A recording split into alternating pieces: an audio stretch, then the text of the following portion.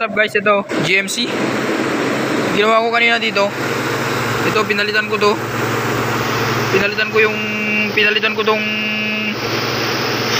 idler niya. Idler pulley, saka yung tensioner dito. Yan, yung tensioner na yan. Saka yung concern ng customer kanina ay yung customer nung boss namin, mausok dito.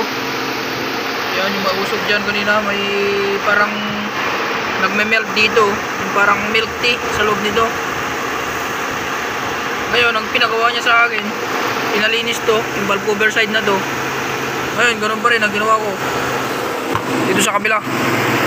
Nilinis ko tong kabila nito, one side, kasi dito yung PCB valve nya. Kasali kasi yung PCB valve nya, kasali dun sa valve cover. Kung nakikita mo yung hose na yun, yung parang plastic dun, yun ang PCB valve. Yan. Ayun, okay naman na. Observe ko na lang. Ito lang guys.